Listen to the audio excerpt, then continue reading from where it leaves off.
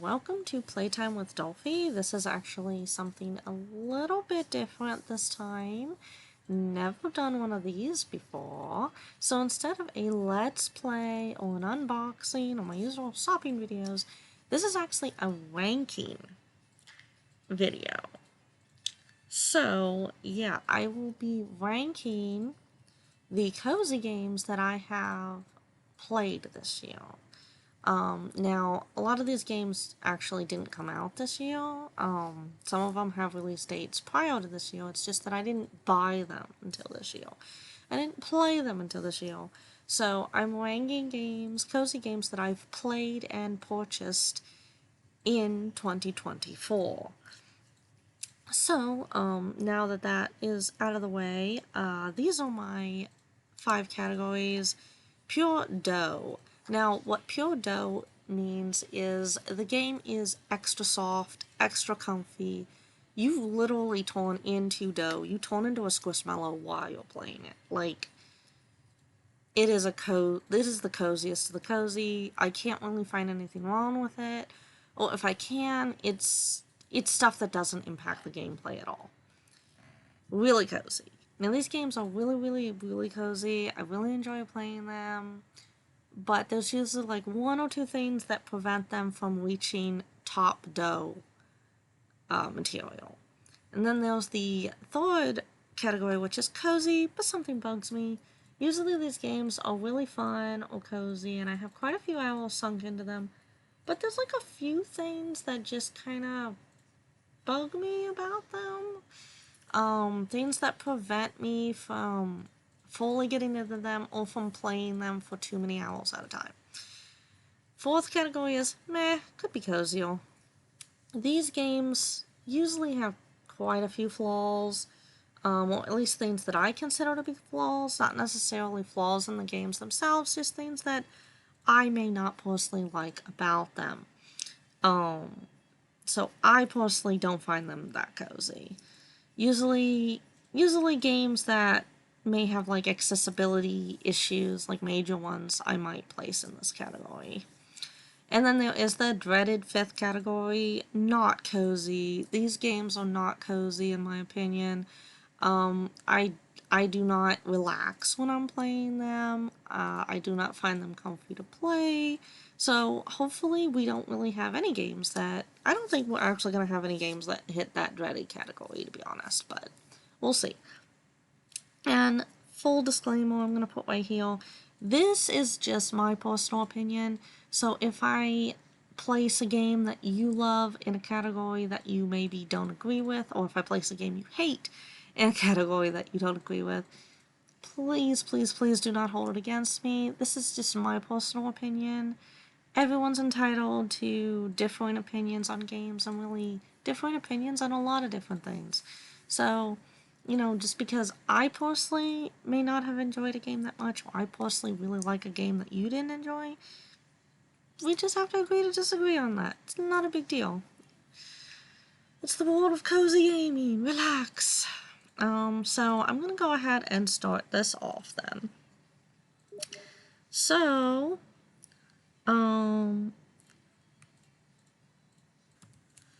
okay, so let's start this off actually with, let's do them in order. Okay, so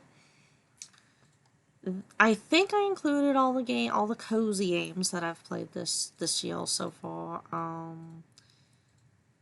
Not counting games that I've already played, just games that were new to my Steam library as of this year. But I think I've included them all. If I forgot one or two, my apologies, I tried my best. So let's start this off with Ova Magica. This actually was a game that I really regretted not being able to kickstart. I totally missed the deadline for the Kickstarter. Forever will kick myself for that. Because I really love this game. I really was excited about this game because it took like the whole like monster raising game in a different direction and made it cozier and more relaxing. Like, I actually love monster raising games. Like Pokemon, or Digimon, or any of those, but I find them too battle heavy and too uncozy. Like, my biggest thing is I've always wanted a Pokemon game besides Pokemon Snap, like a Pokemon game where you actually take care of the Pokemon, but they're more like, I guess, pets instead of just making them battle all the time. So, yeah, what I love about Over Magica is the battling is really like a side thing.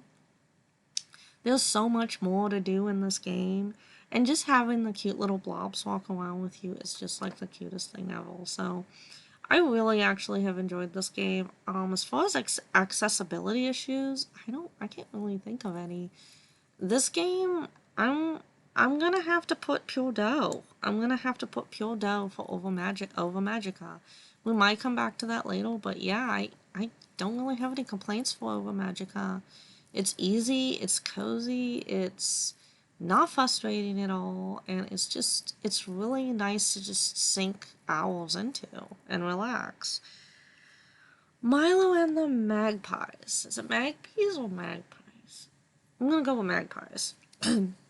So this actually was a little point and click game that I played towards the beginning of 2024. After playing the Christmas game, because that one was free, so I played that one first, and then I played Milo and the Magpies. And it was actually a really relaxing, cozy experience. I actually played it side by side with my mom. We both played it together and brainstormed on solving the puzzles.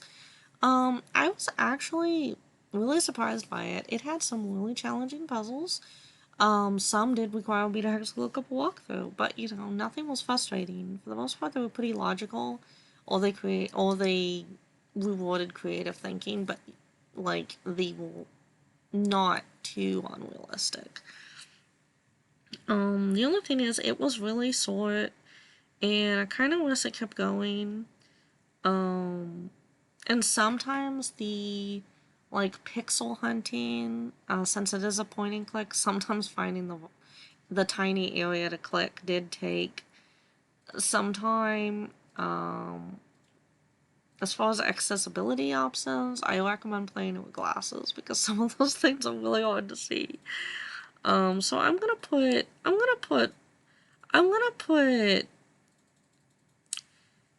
really cozy for Milo and the Magpies. Chill Town. Okay, so this is a game that I actually have a video coming up on in January, in early January actually. I believe January 3rd. So excuse me. So this was a game that I actually did kickstart, and I've sunk quite a few hours into it, and I just recently restarted for the purpose of the video. It's really, really fun, and it is one of the closest things you're going to get to an Animal Crossing-like game on PC. At least one that plays like New Horizons.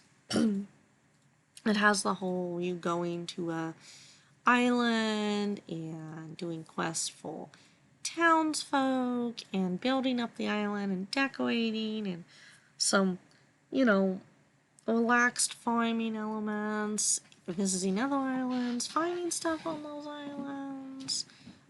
So yeah, it actually sails and borrows quite a bit from Animal Crossing New Horizons. Um, it doesn't really seem to have any accessibility issues that I could see.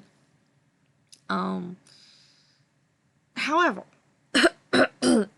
excuse me, and because it is early access, I fully expect this, but I recognize that not everyone's tolerance of bugs or, you know, stability in early access games is the same. Not everyone tolerates these things the same, and there's nothing wrong with that.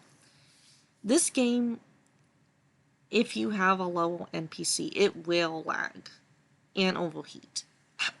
Even on my PC. Excuse me. Which, for reference, my PC can run Cyberpunk 2077 on high, like really high, without overheating and with no lag. And Chilltown kind of lags on medium settings. and it does overheat like slightly on high. But I mean, I could play it on low. It used to lag on low, now there's no lag on low, so there has been performance improvements. But I'm gonna put cozy, but something bugs me for that because the lag, you know, excuse me. Cozy Caravan. Now, this is a game that has grown so much since I first purchased it. It has added so many new animals. There have been vast performance improvements because when I first bought it, it was kind of laggy and buggy, but now there's like no lag in the game. Really well optimized, and it's just really laid back. There's really no timers. There's no stress. I mean, there was accessibility issues at the start with the cooking mini games, but they fixed that, and now the cooking mini games basically actually play themselves. If you just don't interact with them, they play themselves, and yeah. So if you have any sort of mobility issues, this game has you covered. Um,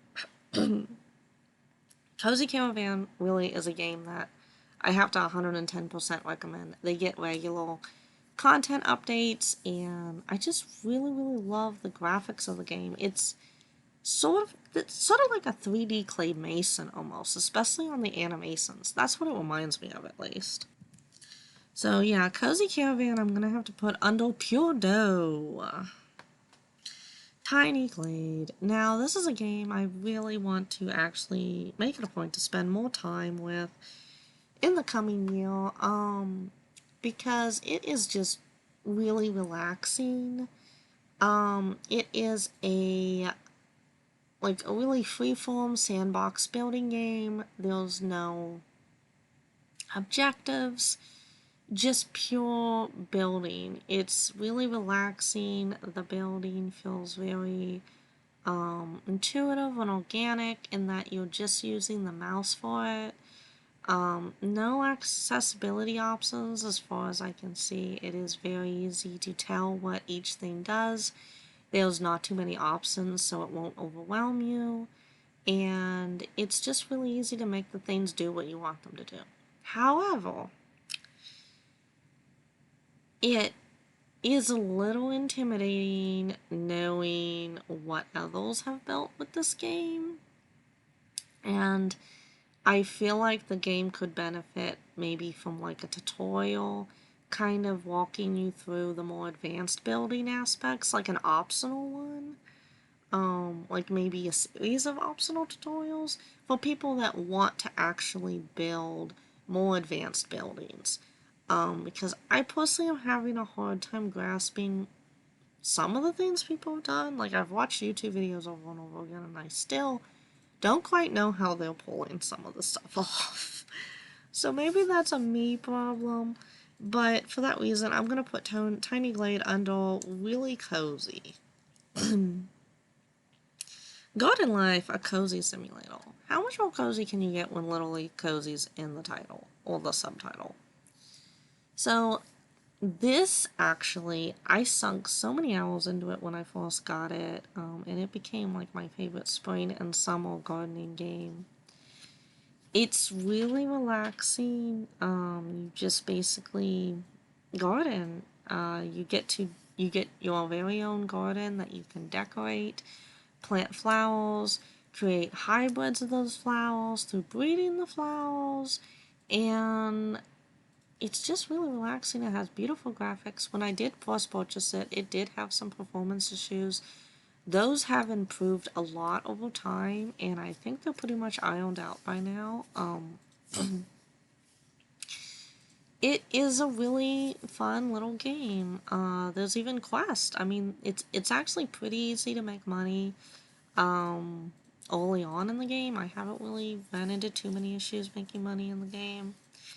And it's just really, really fun. There are quests in the game that you can do for the NPCs, which is mainly deliver me this flower type quest, or craft me this item type quest. And some of the flowers do take you a while to get, but I've never felt frustrated because it's just a really relaxing gameplay loop. And it's easy to lose track of time in. So for Garden Life, I'm actually gonna put well, I'm gonna actually put it under really cozy only because I feel like some of the quests do take way longer than they should, and sometimes it can get a little overwhelming when someone is requesting many different types of wildflowers, but that could just be me. Assemble with Kale. This is actually a pretty short puzzle game, but for anyone that has played, which right now my mind is drawing a complete blank, but for anyone that has played games that either revolve around you cleaning or fixing items for people, you will enjoy this game. Even if you've played games like Unpacking, which, you know, any sort of just point and click sorting type game, you'll still enjoy this game. Because it's basically, it's sort of a puzzle game, especially on the later levels, because of how you have to figure out how to clean and repair each object, but the puzzles themselves are really easy. I only had to look up one walkthrough, and I think that was for like maybe the final item in the game, which I think was an optional one actually. So most of it's pretty self-explanatory. The storylines of each character are really just heartwarming, and you see your character that you're playing as grow a lot in the game, and basically you're just learning people's stories and repairing their most cherished items. It's really a very cute, fun game. The graphics were amazing. The only shortcoming I can see is I really wish the game was either longer or that it had DLC that made it longer. So for that reason, I'm going to put it under really cozy because I do feel like I wanted it to continue. I feel like it was too short. Dinkum. I know Dinkum is like a huge fan favorite, and I love the setting of it. It is so unique, taking place in like an Australian outback themed world. It is a lot like Animal Crossing New Horizons, so if you love Animal Crossing, this game is perfect for you. The farming is really nice, the adventuring, the crafting is there, the NPCs, the graphics. I really loved everything about this game except for one glaring thing, which I personally, for me, is an issue. But I know a lot of people like it about the game and a lot of people don't mind it. The combat. I prefer my cozy games to either not have combat or have really insanely easy combat. I'm not gonna lie, in the beginning of the game, until I got the spear, I passed out a lot, and even now, I still can't progress to certain areas without passing out. I'm really bad at combat. My reflexes are almost non-existent, so I see the combat as an accessibility issue.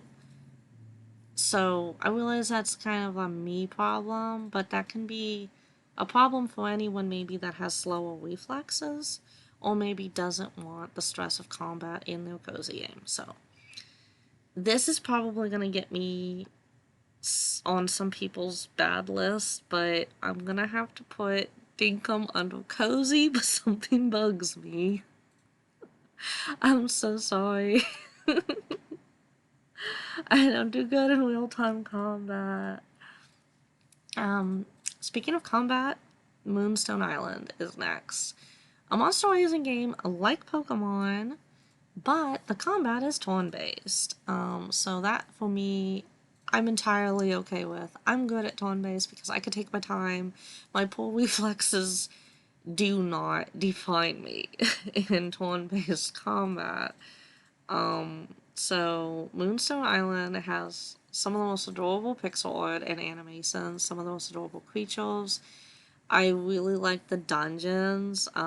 They kind of remind me of like Zelda style dungeons.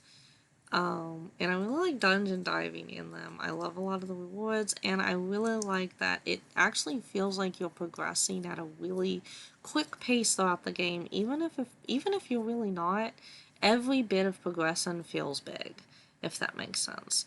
There is a lot of DLC for this game that is always low priced, and there is actually a lot to do in this game. So if you like monster raising games like Pokemon, or farming games, or crafting games, this is kind of up most people's alleys. The problem for me is it does have performance issues.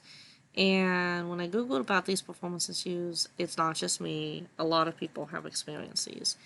And apparently they started after an update, and they do crop up from time to time. Sometimes when I boot up the game, there are no performance issues. Other times when I do, there's performance issues and lag. And I think I know that it's an early access game, and I'm fine with bugs, but the fact that these lag issues have been reported for quite a while now, and I don't know if I don't think they've really addressed them. So I don't know, maybe they're still working on them. I still have really high hopes for the dev, and I'm gonna continue to hope that one day I will boot it up and it will not have random lag spikes. So for that, Moonstone Island is gonna have to go under probably really cozy, in that the lag is not to the point of Chilltown, but it is there. Wika. Wika. Easily, probably one of the game of the years for me for 2024.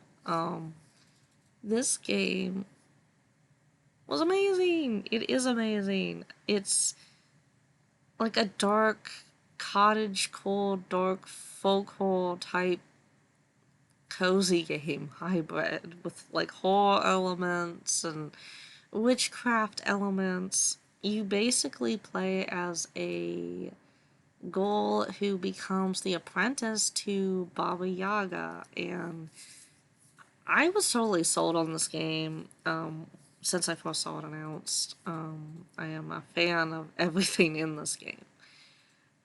And yeah, I really was super excited about this game, so much so. As much as I want to put it under Pure Dough, it is still plagued by performance issues, which you can kind of see actually in the video that I have on YouTube of it. Part of that is my fault because I want to play the game on high, and I probably shouldn't since it's an early access title, but it looks so pretty on high. If I play it on low or medium, the lag's not really there, but I know some people are still experiencing lag on low and medium, so for now, until that is addressed, this is really physically painful for me. I want to put this under Pure Dough, but I have to put it under Really Cozy. Hot Springs. So this game, I will be linking to all these games in the description down below, by the way.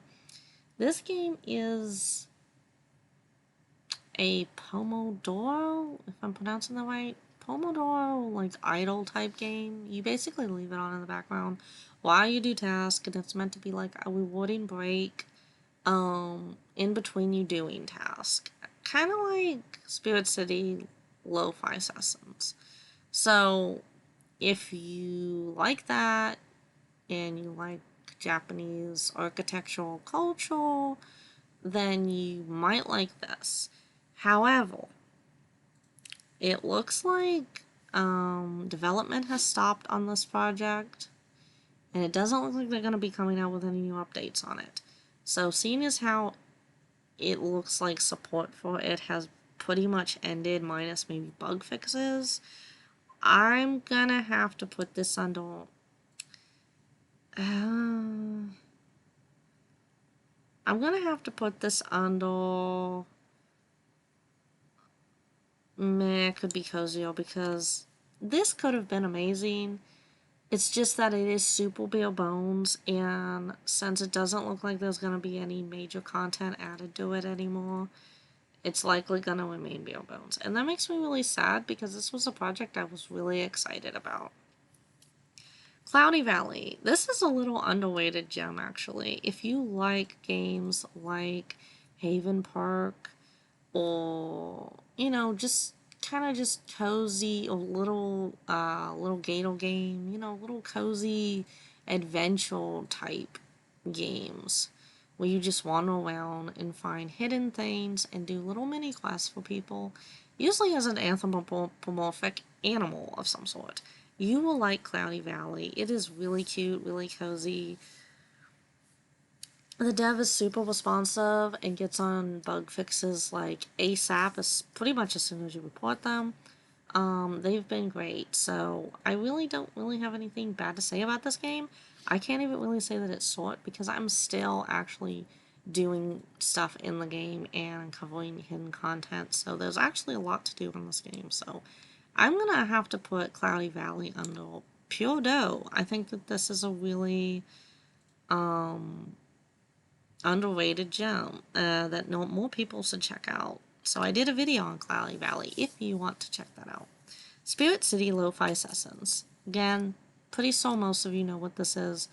Pomodoro idle game with dress up and room decorating elements. Also with critter catching elements.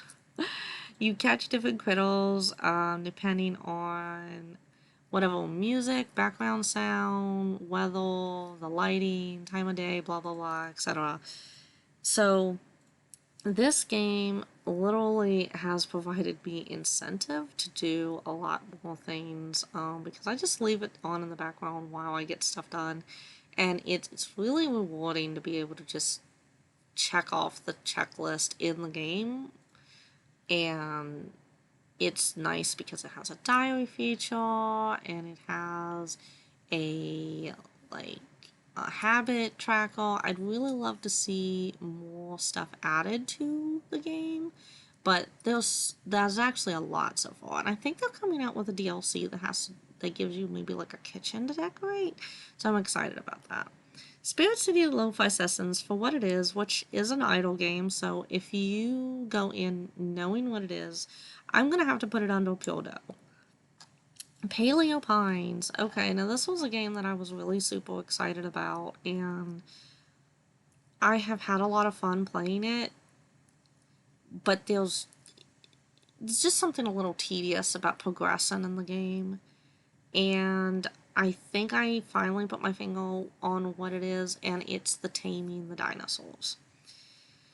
The, like, mini game that you play to tame the dinosaurs is a little tedious doing it over and over again, but it's not that bad. I could live with that. The problem, though, is the fact that you also have to give them the right snack. So even if you do the minigame right, and you guess the snack wrong, you gotta do it all over again. And that therein lies where it gets a little tedious doing that over and over and over and over again. But all that aside, that's the only fault I can really find in the game. The controls are easy, the dinosaurs are chubby, lovable, and adorable.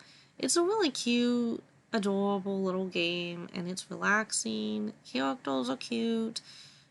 There are a lot of quests actually to do in the game from what I've seen, and it isn't too hard to make money in the game from what I've seen. And yeah, my only complaint really is it is a little hard to get new dinosaurs. So for that reason, Paleo Pines is gonna go under cozy, but something bugs me. Fields of Mystria. I don't have a single complaint about this game. I can actually just sum that up by saying I don't have a single complaint about this game. I can't think of anything wrong with this game. This game literally took everything that I liked about Stardew Valley, made it better, and then took everything I didn't like about Stardew Valley and got rid of it and improved on it. People complaining saying that it looks too much like Stardew Valley. I don't understand how. Look at the portrait styles side by side. Look at the pixel art side by side. None of it looks the same. Things can look similar, but not the same. And Stardew Valley was not the first ever farming sim. I'm sorry, but there was a little game called Harvest Moon, otherwise known as Story of Seasons. So, for anyone claiming Fields of Mystria ripped off Stardew Valley, then you should be saying also Stardew Valley ripped off Harvest Moon. Which is a lie and silly because we wouldn't have farming games or cozy games if not for Stardew Valley, because Stardew Valley kind of supercharged that genre. We wouldn't have any of that without Stardew Valley. So people bashing Fields of Mystria just because it's another farming game, similar to Stardew Valley. There's a lot of farming games out there more similar to Stardew Valley than Fields of Mystria. And if I had a nickel or a dime for each time I said Stardew Valley in this video, I'd probably be pretty rich by now. So Fields of Mystria is going on a pure dough. I have sunk so many hours into this game, and it really fixed all my complaints on farming games as a whole, of which I have many, and of which I can't find any in Fields of Mystria. Next up is Goodlets. Now, Goodlets is really cute. I wish I had actually gotten more of a chance to spend more time with it. I love the fact that it is a very relaxing building game, but a different building game than Tiny Glade, in that it's much more freeform, and it's a lot more upfront about how to do things and what this is and what this does. And it is very cute because you get these adorable little creatures that wander around in your little world, and you can just watch them if you want afterwards. Kind of like a virtual pixelated pastel fish tank with cute creatures in it. It's just really cute. The color scheme, everything about it. And there is actually a lot to do. I mean, I would love to see more expanded in terms of maybe interactability with the little blobby things called Goodlets. But for what it is, I really can't complain about it. I don't see anything wrong with Goodlets. Goodlets is going on the pure dough. Snacko. A farming cat venture. Okay, so Snacko actually, this is a game I think I've been anticipating and waiting on even longer than Fields of Mystria. I remember first hearing about Snacko on itch.io years and years ago. And I remember back when they had like their, was it Patreon? Was it a Patreon? I think. But yeah, and yeah, I've waited on this game for a long time. I got it the moment it was finally released. And this is another of those games that the dev is just amazing. They're constantly coming out with new content, quality of life updates, performance updates. They are just an amazing dev, and I can't speak highly enough of them. And the game just continues to grow, and it's just adorable. I love the art style, and I love everything about it. So yeah, this game is going on a pure dough. So, Bug and Seek. Okay. So Bug and Seek is another hidden gem on Steam. Be sure to check it out. It does have very simple pixel graphics, but graphics do not define a game. Gameplay and the game itself does.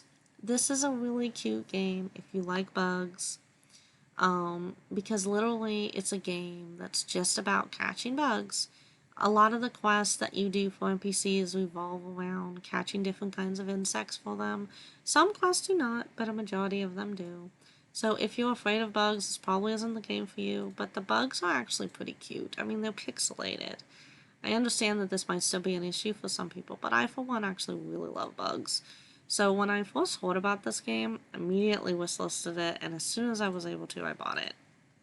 It's really fun, and it's just a nice change of pace for those of you maybe wanting something different in their cozy game lineup. I can't really think of any issues. There's no accessibility issues, no performance issues. The graphics may be an issue for some people, but they're not for me, and there is actually a couple pieces of DLC for those wanting to expand the game, so actually Bug and Seek is going under pure dough. Menominee Lane.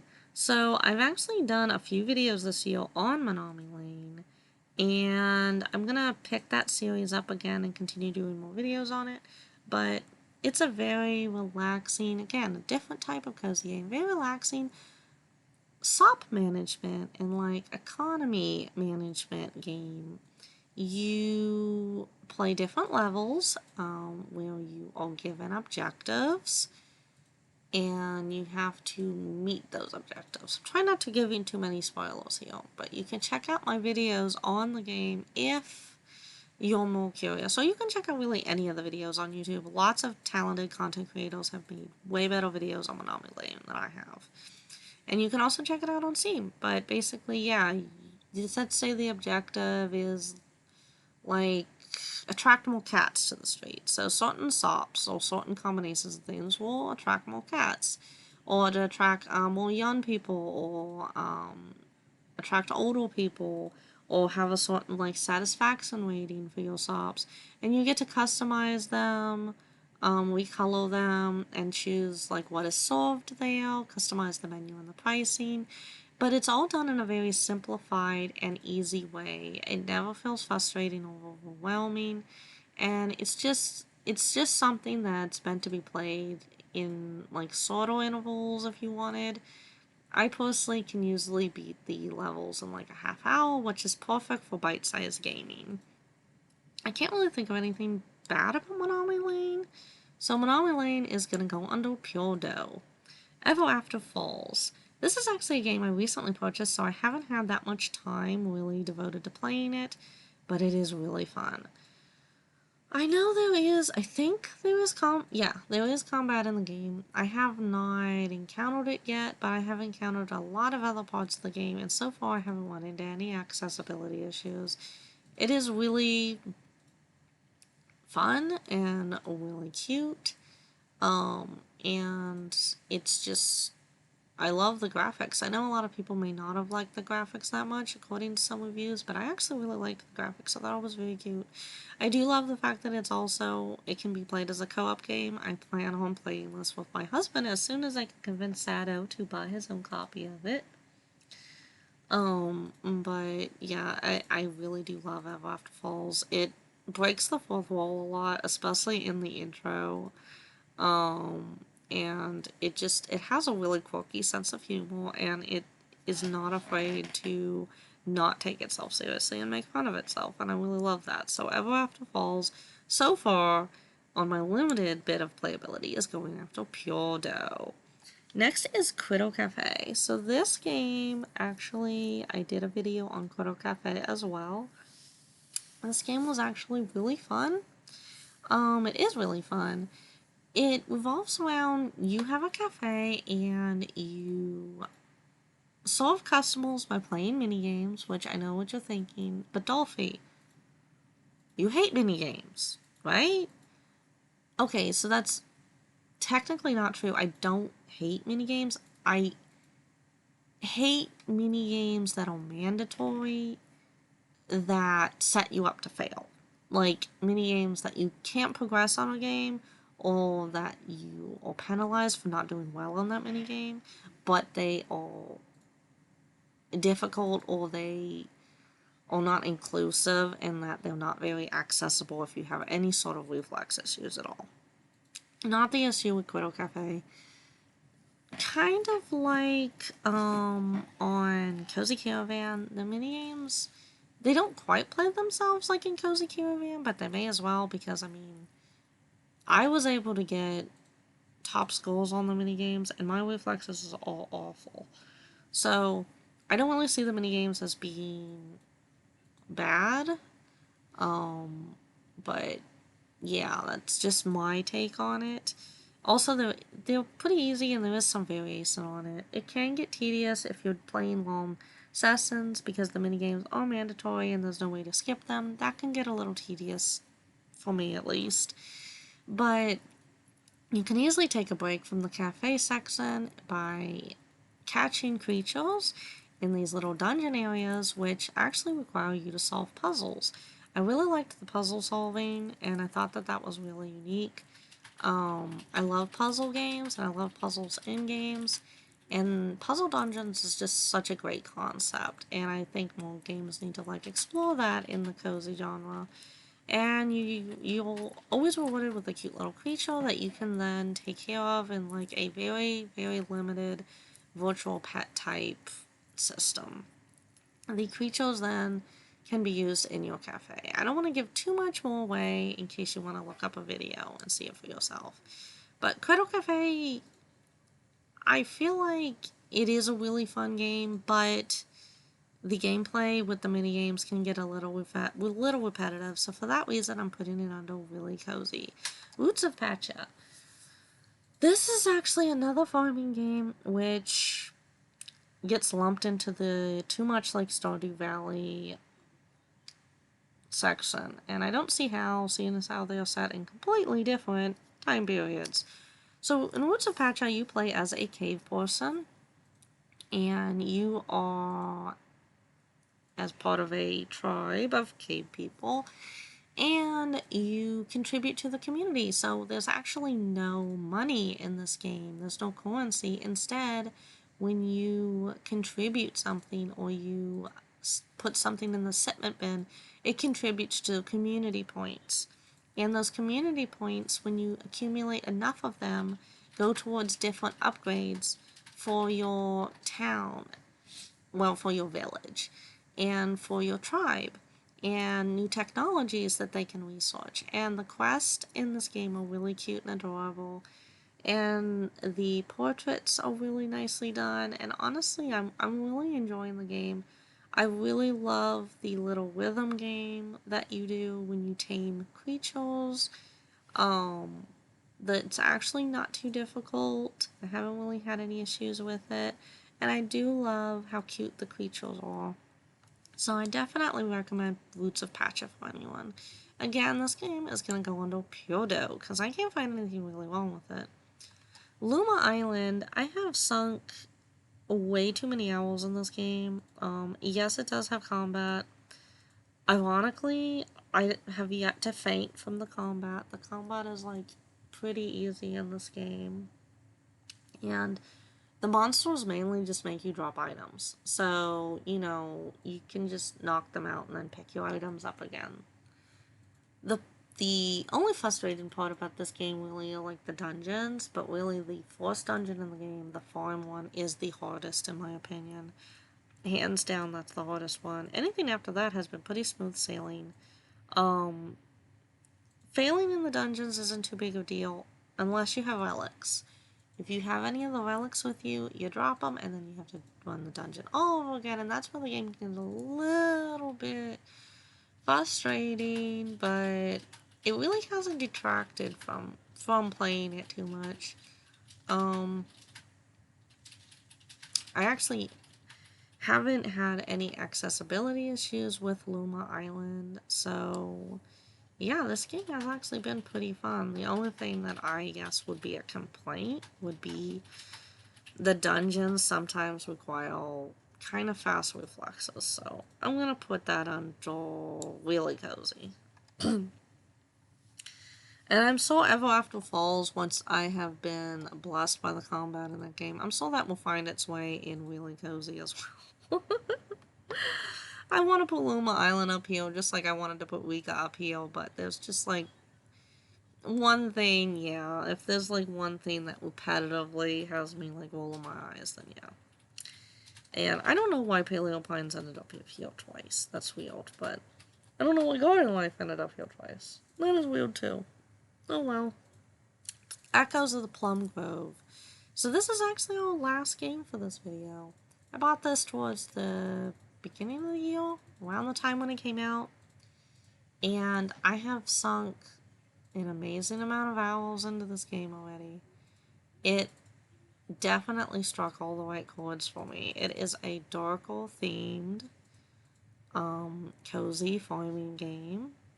You can make it as dark as you want, meaning that it is highly customizable. You can make it as cozy and easy as you like, or as dark and unforgiving as you like, or like me, have a combination of the two. Like, I have a lot of the difficulty factors, like needing to eat and whatnot, disabled, but I still have some of the darker elements enabled. So yeah, characters can die in here, characters can get sick in here, you can do horrible things to characters, and the story does deal with witchcraft and ghost and just some darker themes in general. And if you couple that with the fact that the characters look like little people, like the little people toys, it's just over the top cuteness coupled with like creepiness and just the sense that something's just a little bit wrong about the game. So I really loved Echoes of the Plum Grove. I really don't have anything to complain about because it is so highly customizable. If anything, I feel like more games could benefit from making their games. Like more devs could benefit from making their games this customizable. The difficulty level can be made into whatever you want, and I understand how much work probably went into that. And that's why I have to commend the devs for making the game as inclusive as possible. So, Echoes of the Plum Grove is going to go under Pure Dough. Wow, no game ended up under Not Cozy. All the games I played this year were cozy. Most of them were Pure Dough. A handful of them were really cozy. 3 of them were cozy, but something bugs me. And I know that Dinkum is a fan favorite, and I feel really bad for putting these titles under the middle ground section, but Chilltown, the lag, especially on people with computers not as speedy as mine, could really deter people from enjoying it. Dinkum, the combat is a huge, yeah, it's a huge negative for me. I realize that's a me problem and something that doesn't really probably affect some other people, but not everyone is good at combat. Not everyone needs to have combat in a game to enjoy it. Paleo Pines, I feel like the dino taming is tedious. Very, very, very tedious. So those are the things that bug me about those titles. The only reason that this is not up here and it's down here is because they've ended support for the game and they won't be adding anything new. So yeah, overall, I didn't mean to scroll. That kind of messed that up. Overall, no. Did I mess this up? I have no idea. Overall, this concludes my video then, and I hope everyone enjoyed watching it. I'm sorry if I was a bit of a blowhard and a little long-winded. I've never really done a rankings type video before, and let me know if this is something you'd like to see, like, towards the end of the year, every year or not. So, hope everyone enjoyed this video, and I'll see you all in the next one. Bye!